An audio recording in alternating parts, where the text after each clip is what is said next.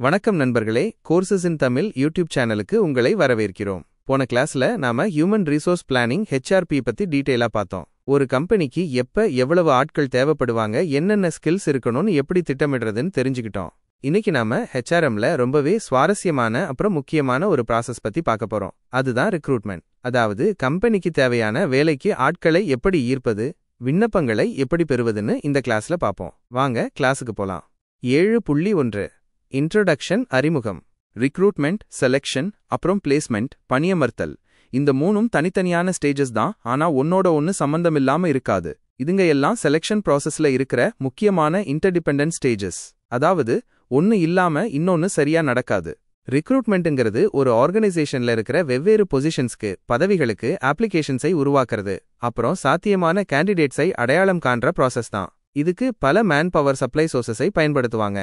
7.2 definition வரையறை. ரிக்ரூட்மெண்ட்டை எப்படி வரையறுக்கலாம்னா, staffing ஷெட்யூலோட தேவைகளை பூர்த்தி செய்ய மேன் பவர் சோர்சஸை கண்டுபிடிக்கிற அப்புறம் இஃபெக்டிவ் ஒர்க் ஃபோர்ஸை இஃபெக்டிவ்லி செலக்ட் செய்ய உதவும் வகையில அந்த மேன் பவரை போதுமான அளவு கவர்றதுக்கான இஃபெக்டிவ் மெஷர்ஸை பயன்படுத்துற ஒரு ப்ராசஸ் தான் ரிக்ரூட்மெண்ட். எட்வின் பி ஃபிலிப்போ என்பவர் ரிக்ரூட்மெண்ட்டை இப்படி வரையறுத்திருக்கார். ப்ராஸ்பெக்டிவ் எம்ப்ளாயீஸை சர்ச் பண்ற அப்புறம் ஆர்கனைசேஷன்ல ஜாப்ஸுக்கு அப்ளை செய்ய அவங்களை ஸ்டிமுலேட், தூண்ட பண்ற ப்ராசஸ் தான் ரிக்ரூட்மெண்ட். சுருக்கமா சொல்லணும்னா, காலியா இருக்கிற ஒரு ஜாபுக்கு பொருத்தமான ஆட்களை தேடி கண்டுபிடிச்சு அவங்கள அந்த ஜாபுக்கு அப்ளை பண்ண வைக்கிற வேலை தான் ரிக்ரூட்மெண்ட். 7.3 factors affecting recruitment. வேலைக்கு ஆள் எடுக்கும் முறையை பாதிக்கும் காரணிகள். ரிக்ரூட்மெண்ட்டை இன்டர்னல் உள் அப்புறம் எக்ஸ்டர்னல் வெளி காரணிகள் ரெண்டுமே பாதிக்கும். இன்டர்னல் ஃபேக்டர்ஸ் உள் காரணிகள் என்னென்னா, 1 கம்பெனிஸ் பே பேக்கேஜ், கம்பெனி கொடுக்கிற சம்பளம், பெனிஃபிட்ஸ் எல்லாம் எப்படி இருக்கு, இது நல்லா இருந்தா நிறைய பேர் அப்ளை பண்ணுவாங்க. 2 குவாலிட்டி ஆஃப் ஒர்க் லைஃப், கம்பெனில வேலை செய்யற சூழல், ஊழியர்களுக்கு கிடைக்கிற சுதந்திரம், ஒர்க் லைஃப் பேலன்ஸ் எல்லாம். 3 ஆர்கனைசேஷனல் கல்ச்சர், கம்பெனியோட கல்ச்சர், பண்பாடு எப்படி இருக்கு, ஃப்ரெண்ட்லியா இருக்கா, ஸ்ட்ரிக்டா இருக்கா. 4 கரியர் பிளானிங் அண்ட் growth, ஊழியர்களுக்கு கம்பெனில கரியர் growth, தொழில் வளர்ச்சி அப்புறம் பிளானிங்கான வாய்ப்புகள் இருக்கா. 5 கம்பெனி சைஸ், கம்பெனியோட அளவு, பெரிய கம்பெனியா சின்ன கம்பெனியா. 6 கம்பெனிஸ் ப்ராடக்ட்ஸ் சர்வீசஸ், கம்பெனியோட ப்ராடக்ட்ஸ் அல்லது சர்வீசஸ் எப்படி இருக்கு, அதுக்கு மார்க்கெட்ல என்ன மரியாதை. 7 கம்பெனிஸ் growth ரேட், கம்பெனி எவ்வளவு வேகமா வளருது. 8 role of trade unions, trade unions தொழிற்சங்கங்கள் ஓட பங்கு அப்புறம் அதோட இன்ஃப்ளூயன்ஸ். 9 காஸ்ட் ஆஃப் ரிக்ரூட்மெண்ட், ஒரு ஆளை வேலைக்கு எடுக்கிறதுக்கு எவ்வளவு செலவாகும். 10 கம்பெனிஸ் நேம் அண்ட் ஃபேம், கம்பெனியோட பெயர் அப்புறம் புகழ். ஒரு நல்ல கம்பெனினா நிறைய பேர் அப்ளை பண்ணுவாங்க. எக்ஸ்டர்னல் ஃபேக்டர்ஸ் வெளிக்காரணிகள் என்னென்னா, 1 சோஷியோ எக்கனாமிக் ஃபேக்டர்ஸ், சமூக அப்புறம் பொருளாதார சூழ்நிலைகள். 2 சப்ளை அண்ட் டிமாண்ட் ஃபேக்டர்ஸ், மார்க்கெட்ல ஸ்கில்ஸ் எவ்வளவு இருக்கு, சப்ளை அப்புறம் கம்பெனிக்கு எவ்வளவு ஸ்கில்ஸ் தேவைப்படுது, டிமாண்ட். 3 எம்ப்ளாய்மெண்ட் ரேட், வேலை வாய்ப்பு விகிதம், வேலை இல்லாதவங்க சதவீதம். 4 labour market conditions, labour market சூழ்நிலைகள், ஊழியர்கள் ஈஸியா கிடைப்பாங்களா இல்ல கஷ்டமா. 5 political, legal and governmental factors, அரசியல், சட்ட அப்புறம் அரசு சார்ந்த காரணிகள். உதாரணமா அப்புறம் சன்ஸ் ஆஃப் சாயில், உள்ளூர் பூர்வகுடி மக்களுக்கு ரெசர்வேஷன்ஸ், இடஒதுக்கீடு போன்ற சட்டங்கள். 6 information system like employment exchanges, internet, employment exchanges அப்புறம் இன்டர்நெட் போன்ற இன்ஃபர்மேஷன் சிஸ்டம்கள். ரிக்ரூட்மெண்ட் பாலிசி, வேலைக்கு ஆள் எடுக்கும் கொள்கை. எந்த ஒரு ஆர்கனைசேஷனோட ரிக்ரூட்மெண்ட் பாலிசியும் அதே ஆர்கனைசேஷனோட பர்சனல் பாலிசியிலிருந்து தான் உருவாகும். ரிக்ரூட்மெண்ட் பாலிசியை உருவாக்கும் போது கீழ்கண்ட ஃபேக்டர்ஸை கவனத்தில் எடுத்துக்கணும். 1 கவர்மெண்ட் பாலிசிஸ், அரசு கொள்கைகள். 2 personal policies of the competing organisations, போட்டி நிறுவனங்களின் personal policies. 3 organisations personal policies, ஆர்கனைசேஷனோட சொந்த பர்சனல் பாலிசிஸ். 4 ரிக்ரூட்மெண்ட் சோர்சஸ், எங்கிருந்து ஆட்களை ரிக்ரூட் பண்ணுவாங்க. 5 ரிக்ரூட்மெண்ட் நீட்ஸ், எவ்வளவு ரிக்ரூட்மெண்ட் தேவை. 6 ரிக்ரூட்மெண்ட் காஸ்ட்ஸ், ரிக்ரூட்மெண்ட்டுக்கு ஆகும் செலவு. 7 செலெக்ஷன் கிரைட்டீரியா, ப்ரெஃபரன்ஸ், ETCs, என்னென்ன செலெக்ஷன் கிரைட்டீரியா பயன்படுத்தப்படும், யாருக்கு ப்ரெஃபரன்ஸ் கொடுப்பாங்கன்னு எல்லாம். 7.4 சோர்சஸ் ஆஃப் ரிக்ரூட்மெண்ட், வேலைக்கு ஆள் எடுக்கும் வழிகள். ரிக்ரூட்மெண்ட்டுக்கான சோர்சஸை பெரிய அளவுல 2 வகையா பிரிக்கலாம். இன்டர்னல் சோர்சஸ் அப்புறம் எக்ஸ்டர்னல் சோர்சஸ். இன்டர்னல் சோர்சஸ்னா ஒரு ஆர்கனைசேஷனுக்குள்ளேயே இருந்து ஆட்களை எடுக்கிறது. எக்ஸ்டர்னல் சோர்சஸ்னா ஆர்கனைசேஷனுக்கு வெளியில இருந்து ஆட்களை எடுக்கிறது. இன்டர்னல் சோர்சஸ் உள் வழிகள். ரிக்ரூட்மெண்ட்கான முக்கியமான 2 இன்டர்னல் சோர்சஸ் பத்தி இப்ப பார்ப்போம். ட்ரான்ஸ்ஃபர் அப்புறம் ப்ரொமோஷன்ஸ். ஒன்று, ட்ரான்ஸ்ஃபர் பணிமாற்றம். இது ஒரு எம்ப்ளாயை ஒரு ஜாப்ல இருந்து இன்னொரு ஜாபுக்கு, ஒரு டிபார்ட்மெண்ட்ல இருந்து இன்னொரு டிபார்ட்மெண்ட்டுக்கு அல்லது ஒரு ஷிஃப்ட்ல இருந்து இன்னொரு ஷிஃப்ட்டுக்கு மாத்துறது. ஓவர்ஸ்டாஃப் டிபார்ட்மெண்ட்ஸ் அதிக ஆட்கள் உள்ள துறைகள் அல்லது ஷிஃப்ட்ல இருந்து எம்ப்ளாயீஸை மாத்தி காலியா இருக்கிற வேகன்சிஸை நிரப்ப ட்ரான்ஸ்ஃபர் ஒரு நல்ல சோர்ஸ். ட்ரான்ஸ்ஃபர் செய்யும்போது மாத்தப்படுற எம்ப்ளாயி அந்த புது ஜாபை செய்யக்கூடியவரா இருக்காரான்னு உறுதிப்படுத்திக்கணும். உண்மையில ட்ரான்ஸ்ஃபர்னால எம்ப்ளாயியோட ரெஸ்பான்சிபிலிட்டிஸ், பே அப்புறம் ஸ்டேட்டஸ்ல பெரிய மாற்றம் எதுவும் இருக்காது. டிரான்ஸ்ஃபர்ஸ் அல்லது ஜாப் ரொட்டேஷன்ஸ் வேலைகளை சுழற்றுவது எம்ப்ளாயீஸுக்கு வெவ்வேறு ஜாப்ஸை கத்துக்கிறதுக்கான ஒரு ட்ரெய்னிங் ஆகவும் பயன்படும். 2. ப்ரொமோஷன் பதவி உயர்வு. இது ஒரு எம்ப்ளாயியை அதிக ரெஸ்பான்சிபிலிட்டிஸ், ஃபெசிலிட்டிஸ், ஸ்டேட்டஸ் அப்புறம் அதிக பே உள்ள ஒரு ஹையர் பொசிஷனுக்கு மாத்துறது. நிறைய கம்பெனிகள் ஹையர் ஜாப்ஸை நிரப்புறதுக்கு தகுதியான எம்ப்ளாயீஸ்க்கு ப்ரொமோஷன் கொடுக்கற முறையை ஃபாலோ பண்றாங்க. ஆர்கனைசேஷனுக்குள்ளேயே இருந்து ஹையர் ஜாப்ஸை நிரப்புறதுனால ஏற்கனவே இருக்கிற எம்ப்ளாயீஸை மோட்டிவேட் பண்ற ஒரு பெனிஃபிட் இருக்கு. இது எம்ப்ளாயீஸ் மேல ஒரு பெரிய சைக்கலாஜிக்கல் இம்பாக்டை, உளவியல் தாக்கத்தை ஏற்படுத்தும். ஏன்னா ஹையர் லெவல்ல ஒரு ப்ரொமோஷன்னால ஆர்கனைசேஷன்ல லோவர் லெவல்ஸ்ல ஒரு செயின் ஆஃப் ப்ரொமோஷன்ஸ், தொடர் பதவி உயர்வுகள் ஏற்படலாம். Advantages of internal sources. உள்வழிகளின் நன்மைகள். ஆர்கனைசேஷனுக்குள்ளேயே இருந்து ஹையர் ஜாப்ஸை நிரப்புறது அல்லது இன்டர்னல் டிரான்ஸ்ஃபர்ஸ் மூலமா ஆட்களை எடுக்கிறதுக்கு கீழ்க்கண்ட நன்மைகள் இருக்கு. 1. எம்ப்ளாயீஸ் அவங்களோட பெர்ஃபார்மன்ஸை இம்ப்ரூவ் பண்ண மோட்டிவேட் ஆவாங்க. 2. எம்ப்ளாயீஸோட மொரால், மன உறுதி அதிகரிக்கும். 3. Promotional avenues. பதவி உயர்வு வாய்ப்புகள் இருக்கிறதுனால என்டர்பிரைஸ்ல இண்டஸ்ட்ரியல் பீஸ், தொழில்துறை அமைதி நிலவும். 4. ஜாப்ஸை இன்டர்னலி நிரப்புறது சீப்பர். ஏன்னா எக்ஸ்டர்னல் சோர்சஸ்ல இருந்து கேண்டிடேட்ஸை எடுக்கிறத விட செலவு குறைவு. 5. ஒரு ஹையர் லெவல்ல ஒரு ப்ரொமோஷனால ஆர்கனைசேஷன்ல லோவர் லெவல்ஸ்ல ஒரு செயின் ஆஃப் ப்ரொமோஷன்ஸ் ஏற்படலாம். இது எம்ப்ளாயீஸை லேர்னிங் அப்புறம் பிராக்டிஸ் மூலமா அவங்களோட பெர்ஃபார்மன்ஸை இம்ப்ரூவ் பண்ண மோட்டிவேட் பண்ணும். 6. டிரான்ஸ்ஃபர் அல்லது ஜாப் ரொட்டேஷன்ங்கிறது எம்ப்ளாயீஸுக்கு ஹையர் ஜாப்ஸுக்கு தயார்படுத்துற ஒரு ட்ரெய்னிங் டூல். 7. டிரான்ஸ்ஃபர்னால சர்ப்ளஸ் டிபார்ட்மெண்ட்ஸ், அதிக ஆட்கள் உள்ள துறைகள்ல இருந்து ஒர்க் ஃபோர்ஸை ஸ்டாஃப் ஷார்டேஜ், ஊழியர் பற்றாக்குறை உள்ள துறைகளுக்கு மாத்திர பெனிஃபிட் இருக்கு. Drawbacks of internal sources. உள்வழிகளின் குறைபாடுகள். இன்டர்னல் சோர்சஸ் ஆஃப் ரெக்ரூட்மெண்ட்க்கு சில குறைபாடுகளும் இருக்கு. அவை என்னென்னா: 1. இன்டர்னல் ப்ரொமோஷன்ஸ் மூலமா வேகன்சிஸை நிரப்பும்போது புதிய டேலண்ட்களுக்கான ஸ்கோப் குறையும். 2. எம்ப்ளாயீஸுக்கு டைம் பவுண்ட் ப்ரொமோஷன்ஸ் உறுதிப்படுத்தப்பட்டா அவங்க லித்தார்ஜிக், மந்தமா ஆகலாம். 3. எம்ப்ளாயீஸுக்கிடையே உள்ள காம்படிஷன் ஸ்பிரிட், போட்டி மனப்பான்மை பாதிக்கப்படலாம். 4. Frequent transfers. அடிக்கடி பணிமாற்றங்கள் எம்ப்ளாயீஸோட ஒட்டுமொத்த ப்ரொடக்டிவிட்டியை குறைக்கலாம். சில ஆர்கனைசேஷன்ஸ் இன்டர்னல் ரெக்ரூட்மெண்ட்டோட வேல்யூவை சுத்தமா கவனிக்கிறதில்ல. எக்ஸிஸ்டிங் எம்ப்ளாயீஸ்க்கு இன்டர்னல் அட்வர்டைஸ்மெண்ட் மூலமா வேகன்சிஸ் பத்தி தெரியப்படுத்துறது நியாயமானது மட்டுமல்ல, புத்திசாலித்தனமானதும் கூட. இப்போ ஹையர் போஸ்ட்டுக்கு ஆர்கனைசேஷன்ல ஏற்கனவே இருக்கிற பர்சனல் ஒரு நல்ல சோர்ஸ்னு உணரப்படுது. ஏற்கனவே இருக்கிற டேலண்டட் எம்ப்ளாயீஸ்க்கு ஆர்கனைசேஷன்ல ஹையர் பொசிஷன்ஸ்க்கு ப்ரொமோஷன் பெற, தகுதி பெற போதுமான ட்ரெய்னிங் கொடுக்கலாம். External sources. வெளி வழிகள். எல்லா என்டர்பிரைசஸும் வெவ்வேறு பொசிஷன்ஸுக்கு எக்ஸ்டர்னல் சோர்சஸை பயன்படுத்தணும். இயங்கிக் கொண்டிருக்கும் என்டர்பிரைசஸ் தற்போதுள்ள எம்ப்ளாயீஸ்னால ஸ்பெசிஃபிகேஷன்ஸை பூர்த்தி செய்ய முடியாத பொசிஷன்ஸை நிரப்பவும், கூடுதல் மேன் பவர் ரிக்வயர்மெண்ட்ஸை சந்திக்கவும் வெளியிலிருந்து எம்ப்ளாயீஸை ரிக்ரூட் செய்யணும். பெரிய என்டர்பிரைசஸ் வழக்கமா பயன்படுத்தும் சில எக்ஸ்டர்னல் சோர்சஸ் ஆஃப் ரிக்ரூட்மெண்ட் கீழ்க்கண்டவை. 1. டைரக்ட் ரிக்ரூட்மெண்ட், நேரடி ஆள் சேர்ப்பு. ரிக்ரூட்மெண்டின் ஒரு முக்கியமான சோர்ஸ் என்டர்பிரைஸ் நோட்டீஸ் போர்டில் காலியா இருக்கிற ஜாப்ஸ் பத்தின விவரங்களை வெளியிட்டு டைரக்ட் ரிக்ரூட்மெண்ட் பண்றது. இத ரிக்ரூட்மெண்ட் அட் ஃபேக்டரி கேட்ல ஆள் சேர்ப்புன்னு சொல்வாங்க. இந்த டைரக்ட் ரிக்ரூட்மெண்ட் முறை பெரும்பாலும் அன்ஸ்கில்ட் ஒர்க்கர்ஸ் தேவைப்படும் கேஷுவல் வேகன்சிஸை, தற்காலிக காலி பணியிடங்கள் நிரப்ப ஃபாலோ செய்யப்படும். இந்த மாதிரி ஒர்க்கர்ஸை கேஷுவல் அல்லது பேட்லி ஒர்க்கர்ஸ்னு சொல்வாங்க. அவங்களுக்கு தினசரி கூலி அடிப்படையில ரெம்யூனரேஷன், சம்பளம் கொடுக்கப்படும். இந்த ரிக்ரூட்மெண்ட் மெத்தட் ரொம்ப சீப். ஏன்னா வேகன்சிஸை அட்வர்டைஸ் பண்ண செலவு எதுவும் இல்லை. ஒர்க் அதிகமா இருக்கும்போது அல்லது நிறைய பெர்மனன்ட் ஒர்க்கர்ஸ் வராதப்போ கேஷுவல் வேகன்சிஸை நிரப்ப இது ஏற்றது. 2. Casual callers or unsolicited applications. தற்செயலாக வருபவர்கள் அல்லது விண்ணப்பிக்கப்படாத விண்ணப்பங்கள். நல்ல எம்ப்ளாயர்ஸ்னு கருதப்படுற ஆர்கனைசேஷன்ஸ்க்கு, அவங்க ஆஃபீஸஸ்க்கு அன்சாலிசைட்டட் அப்ளிகேஷன்ஸ், விண்ணப்பிக்கப்படாத விண்ணப்பங்கள் தொடர்ந்து வந்து கொண்டே இருக்கும்.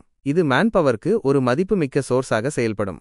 வெவ்வேறு ஜாப்ஸுக்கான நிலுவையில் உள்ள அப்ளிகேஷன் ஃபோல்டர்ஸை பராமரிக்க போதுமான கவனம் செலுத்தப்பட்டால், பர்சனல் டிபார்ட்மெண்ட் காலியிடங்கள் ஏற்படும்போதெல்லாம் இந்த அன்சாலிசைட்டட் அப்ளிகேஷன்ஸை பயன்படுத்தலாம். இந்த ரிக்ரூட்மெண்ட் சோர்ஸ் அண்ட் மெரிட் என்னன்னா, இது மற்ற சோர்சஸ்ல இருந்து ஒர்க் ஃபோர்ஸை ரிக்ரூட் பண்ற செலவுகளை தவிர்க்கும். 3. மீடியா அட்வர்டைஸ்மெண்ட், ஊடக விளம்பரம். நியூஸ் பேப்பர்ஸ் அல்லது ட்ரேட் அப்புறம் ப்ரொஃபஷனல் ஜேர்னல்ஸ்ல அட்வர்டைஸ்மெண்ட்டை பொதுவாக குவாலிஃபைடு அப்புறம் எக்ஸ்பீரியன்ஸ் பர்சனல் மற்ற சோர்சஸ்ல இருந்து கிடைக்காதப்போ பயன்படுத்துவாங்க.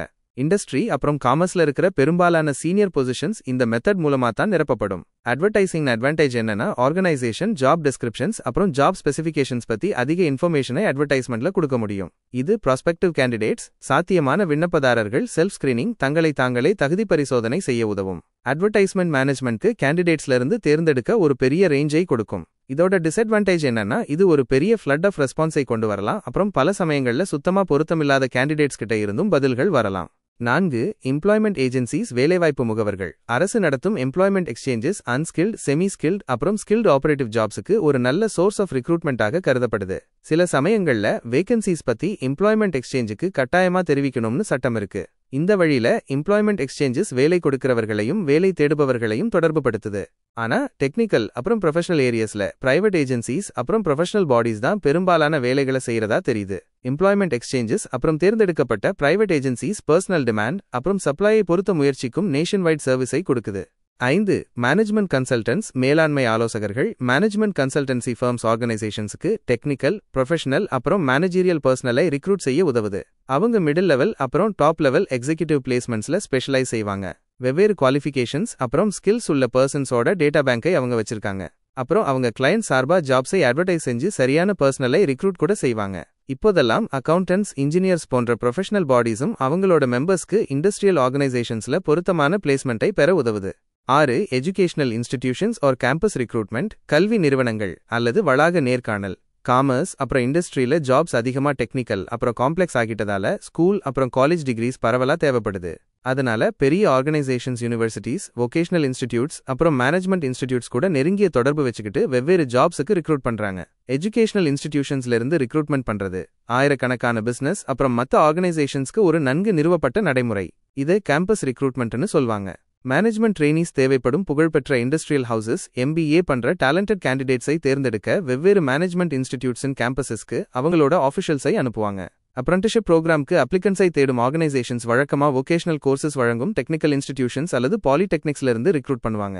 7. ரெக்கமெண்டேஷன்ஸ் பரிந்துரைகள். நண்பர்கள் அப்புறம் உறவினர்கள் அறிமுகப்படுத்தும் ஆப்ளிகன்ஸ் ஒரு நல்ல சோர்ஸ் ஆஃப் ரிக்ரூட்மெண்ட்டாக அமையலாம். உண்மையில நிறைய எம்ப்ளாயர்ஸ் இந்த மாதிரி பர்சன்ஸை எடுக்க விரும்புறாங்க. ஏன்னா அவங்களோட பேக்ரவுண்ட் பத்தி ஓரளவுக்கு தெரியும். ஒரு பிரசன்ட் எம்ப்ளாயி அல்லது ஒரு பிசினஸ் ஃப்ரெண்ட் ஒருவரை ஒரு ஜாபுக்கு ரெக்கமெண்ட் பண்ணும்போது ஒருவிதமான பிரிலிமினரி ஸ்கிரீனிங் நடந்து அந்த நபர் ஒரு ஜாப்ல பிளேஸ் செய்யப்படுறார். சில ஆர்கனைசேஷன்ஸ், ட்ரேட் யூனியன்ஸ் கூட அக்ரிமெண்ட்ஸ் வச்சிருப்பாங்க. காலியா இருக்கிற ஜாப்ஸை நிரப்ப குவாலிஃபிகேஷன்ஸ் அப்புறம் எக்ஸ்பீரியன்ஸ் பொருத்தமா இருந்தா ஏற்கனவே இருக்கிற அல்லது ரிட்டையர்ட் எம்ப்ளாயீஸோட பிளட் ரிலேஷன்ஸ்க்கு பிரெஃபரன்ஸ் கொடுக்குது. 8. லேபர் கான்ட்ராக்டர்ஸ் தொழிலாளர் ஒப்பந்தக்காரர்கள். இந்தியாவில் சில இண்டஸ்ட்ரீஸ்ல லேபர் கான்ட்ராக்டர்ஸ் ரிக்ரூட்மெண்டின் ஒரு முக்கியமான சோர்ஸ். ஒர்க்கர்ஸ் லேபர் கான்ட்ராக்டர்ஸ் மூலமா ரிக்ரூட் செய்யப்படுறாங்க.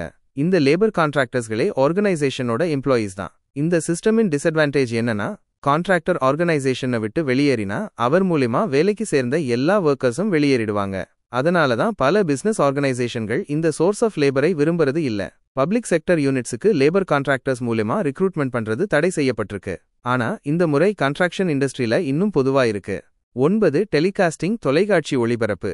டிவில, தூர்தர்ஷன் அப்புறம் மத்த சேனல்ஸ்ல காலியா இருக்கிற போஸ்ட்ஸை டெலிகாஸ்ட் பண்ற முறை இப்போதெல்லாம் முக்கியத்துவம் பெறுது. Job watch, youth pulse, employment news போன்ற ஸ்பெஷல் ப்ரோக்ராம்ஸ் டிவில வெவ்வேறு வகையான ஜாப்ஸ்க்கு ரிக்ரூட்மெண்டில் ரொம்பவே பாப்புலர் ஆகிடுச்சு. ஜாபோட விரிவான ரிக்வயர்மெண்ட்ஸ் அப்புறம் அதை செய்ய தேவையான குவாலிட்டிஸ், வேகன்சி இருக்கிற ஆர்கனைசேஷனோட ப்ரோஃபைல் கூட பப்ளிசைஸ், செய்யப்படும். டிவியை சோர்ஸ் ஆஃப் ரிக்ரூட்மெண்ட்டாக பயன்படுத்துறது மற்ற சோர்சஸை விட குறைவு. இதற்கான காரணங்கள்: 1. டெலிகாஸ்டிங் ஒரு எக்ஸ்பென்சிவ் மீடியம். 2. ஜாபுக்கான அட்வர்டைஸ்மெண்ட் ரொம்பவே ஷார்ட் டைம்க்கு தான் தெரியும், அப்புறம் அது ரிப்பீட் ஆகாது. கேண்டிடேட்ஸ்க்கு அது முழுமையா புரியாம போகலாம். 3. டிவி பார்க்காத கேண்டிடேட்ஸ் ஜாப் வேகன்சிஸ் பத்தின இன்ஃபர்மேஷனை மிஸ் பண்ணிடுவாங்க. 4. எந்த ஏரியாலையாவது பவர் ஃபெயிலியர், மின்தடை இருந்தா அந்த ஏரியால இருக்கிற கேண்டிடேட்ஸ் பவர் ஃபெயிலியர் நடந்த நேரத்துல டெலிகாஸ்ட் ஆன வேகன்சிஸை மிஸ் பண்ணிடுவாங்க. Merits of external sources. வெளி வழிகளின் நன்மைகள். எக்ஸ்டர்னல் சோர்சஸ் ஆஃப் ரிக்ரூட்மெண்டின் நன்மைகள் கீழ்க்கண்டவை. 1.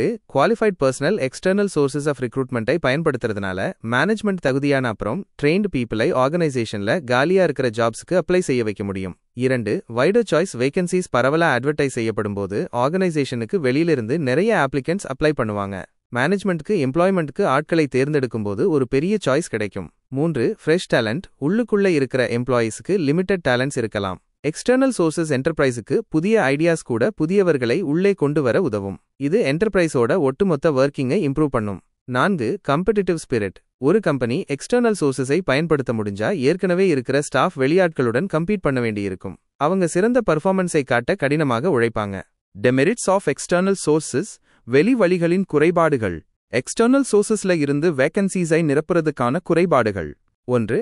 Dissatisfaction among existing staff. External recruitment ஏற்கனவே இருக்கிற எம்ப்ளாயீஸுக்கிடையே டிசாட்டிஸ்ஃபேக்ஷன் அப்புறம் ஃப்ரஸ்ட்ரேஷனை, மன உளைச்சலை ஏற்படுத்தலாம்.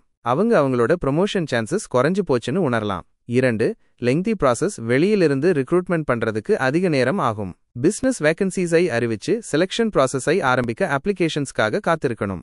3. Costly process. எக்ஸ்டர்னல் சோர்சஸ்ல இருந்து ஸ்டாஃபை ரிக்ரூட் பண்றது ரொம்ப காஸ்ட்லி.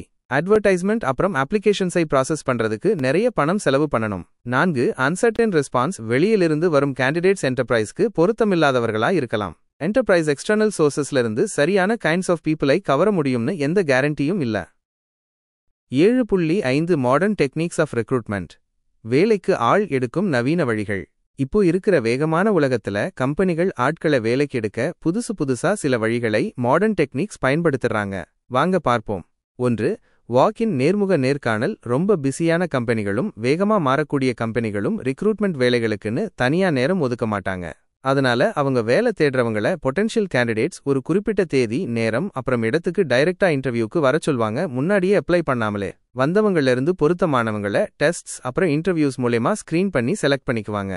2. கன்சல்டின் ஆலோசனை மூலம் ஆள் சேர்ப்பு. பிசியான அப்புறம் டைனாமிக்கான கம்பெனிகள் வேலை தேடுறவங்கள, பொட்டென்ஷியல் ஜாப் சீக்கர்ஸ், நேரடியா கம்பெனிக்கு வந்து வேலைகள் பத்தி கன்சல்ட் ஆலோசனை பண்ண சொல்வாங்க. வந்தவங்களகள் அவங்களுக்கு பொருத்தமானவங்கள செலக்ஷன் ப்ராசஸ் மூலமா தேர்ந்தெடுப்பாங்க. 3. ஹெட்ஹண்டிங் கம்பெனிகள் ப்ரொஃபஷனல் ஆர்கனைசேஷன்ஸையோ அல்லது ஹெட்ஹண்டர்ஸையோ ரிக்வெஸ்ட் பண்ணி சிறந்த கேண்டிடேட்ஸை தேடச் சொல்வாங்க, முக்கியமா சீனியர் எக்ஸிகியூட்டிவ் பொசிஷன்ஸ்க்கு. இந்த ப்ரொஃபஷனல் ஆர்கனைசேஷன்ஸ் ரொம்ப பொருத்தமான கேண்டிடேட்ஸை தேடி கண்டுபிடிச்சு அந்த பொசிஷன்ஸை நிரப்ப கம்பெனிக்கு அட்வைஸ் பண்ணுவாங்க. ஹெட்ஹண்டர்ஸை சர்ச் கன்சல்டன்ட்ஸ்னும் சொல்லுவாங்க. 4. பாடி ஷாப்பிங் ப்ரொஃபஷனல் ஆர்கனைசேஷன்ஸ் அப்புறம் ஹைடெக் ட்ரைனிங் இன்ஸ்டிடியூட்ஸ் எல்லாம் எதிர்காலத்துல வேலைக்கு போக வாய்ப்புள்ள ஹியூமன் ரிசோர்சஸ்க்கு ஒரு பெரிய குழு உருவாக்குவாங்க. வேலை கொடுக்க போற எம்ப்ளாயர்ஸ், ப்ராஸ்பெக்டிவ் எம்ப்ளாயர்ஸ் இந்த ஆர்கனைசேஷன்ஸை தொடர்பு கொண்டு கேண்டிடேட்ஸை ரிக்ரூட் பண்ணுவாங்க. இல்லனா இந்த ஆர்கனைசேஷன்ஸ்களே ப்ராஸ்பெக்டிவ் எம்ப்ளாயர்ஸை அணுகி அவங்க கிட்ட இருக்கிற ஹியூமன் ரிசோர்சஸை பணியமர்த்த முயற்சி செய்வாங்க. இந்த ப்ரொஃபஷனல் அப்புறம் ட்ரைனிங் இன்ஸ்டிடியூஷன்ஸை பாடி ஷாப்பர்ஸ்னு சொல்வாங்க. அப்புறம் இந்த ஆக்டிவிட்டீஸை பாடி ஷாப்பிங்னு சொல்வாங்க. பாடி ஷாப்பிங் பெரும்பாலும் கம்ப்யூட்டர் ப்ரொஃபஷனல்ஸுக்குத்தான் பயன்படுத்தப்படும். 5. Business alliances. வணிக கூட்டணிகள், அக்விசிஷன்ஸ் வாங்கிக் கொள்ளுதல், மெர்ஜர்ஸ் இணைப்புகள் அப்புறம் டேக் ஓவர்ஸ் கையகப்படுத்துதல் போன்ற பிசினஸ் அலையன்சஸ் ஹியூமன் ரிசோர்சஸை பெற உதவுது. இது தவிர கம்பெனிகள் ஆட்ஹாக் பேசிஸ்ல தற்காலிகமா அவங்க ஹியூமன் ரிசோர்சஸை பகிர்ந்துக்க அலையன்சஸும் வச்சிருப்பாங்க. 6. டெலிரெக்ரூட்மெண்ட். டெலிகம்யூனிகேஷன்ல வந்த டெக்னாலஜிக்கல் ரெவல்யூஷன் இன்டர்நெட்டை ரெக்ரூட்மெண்ட் சோர்ஸாக பயன்படுத்த ஆர்கனைசேஷன்ஸ்க்கு உதவுச்சு. ஆர்கனைசேஷன்ஸ் காலியா இருக்கிற ஜாப் வேக்கன்சிஸை world wide web www internet மூலமா அட்வர்டைஸ் செய்வாங்க. வேலை தேடுறவங்க அவங்க அப்ளிகேஷன்ஸை இமெயில் அல்லது இன்டர்நெட் மூலமா அனுப்புவாங்க. இல்லனா வேலை தேடுறவங்க அவங்க சிவிக்களை வேர்ல்ட் வைட் வெப் இன்டர்நெட்ல பதிவிடுவாங்க. அத ப்ராஸ்பெக்டிவ் எம்ப்ளாயர்ஸ் அவங்க ரிக்வயர்மெண்ட்ஸ்க்கு ஏத்த மாதிரி எடுத்துக்கலாம். இந்த கிளாஸ்ல நாம ரிக்ரூட்மெண்ட்டை பாதிக்கும் பல ஃபேக்டர்ஸ் பத்தியும், இன்டர்னல் அப்புறம் எக்ஸ்டர்னல் சோர்சஸ் ஆஃப் ரெக்ரூட்மெண்ட் பத்தியும் தெரிஞ்சுக்கிட்டோம். இதோட பிசினஸ் ப்ராசஸ்ல இருக்கிற லிபரலைஸ்ட் கான்டெக்ஸ்ட்ல ரெக்ரூட்மெண்டோட சில மாடர்ன் டெக்னிக்ஸ் பத்தியும் மாணவர்களுக்கு ஒரு ஐடியா கிடைச்சிருக்கும். ஓகே நண்பா, இன்னைக்கு நாம ரெக்ரூட்மெண்ட் பத்தி முழுசா தெரிஞ்சுக்கிட்டோம். ஒரு கம்பெனிக்கு எப்படி ஆட்களை ஈர்ப்பது, என்னென்ன வழிகள் இருக்குன்னு இப்போ உங்களுக்கு நல்லா புரிஞ்சிருக்கும்னு நம்புறேன். அடுத்த கிளாஸ்ல நாம செலக்ஷன் பத்தி பார்க்க போறோம். அதாவது நிறைய பேர் அப்ளை பண்ணதுக்கு அப்புறம் அதிலிருந்து சரியான ஆளை எப்படி தேர்ந்தெடுப்பாங்கன்னு டீட்டெயிலா பார்ப்போம். இதுவும் HRMல ரொம்பவே முக்கியமான அப்புறம் சுவாரஸ்யமான ஒரு டாபிக். மறக்காம நம்ம கோர்சஸ் இன் தமிழ் சேனலை சப்ஸ்கிரைப் பண்ணிக்கோங்க. இந்த வீடியோ உங்களுக்கு பிடிச்சிருந்தா ஒரு லைக் போட்டு உங்க நண்பர்களுக்கும் ஷேர் பண்ணுங்க. உங்களுக்கு ஏதாவது கேள்விகள் இருந்தா கமெண்ட்ஸ்ல கேளுங்க, நான் கண்டிப்பா ரிப்ளை பண்றேன். அடுத்த வீடியோல சந்திப்போம். நன்றி.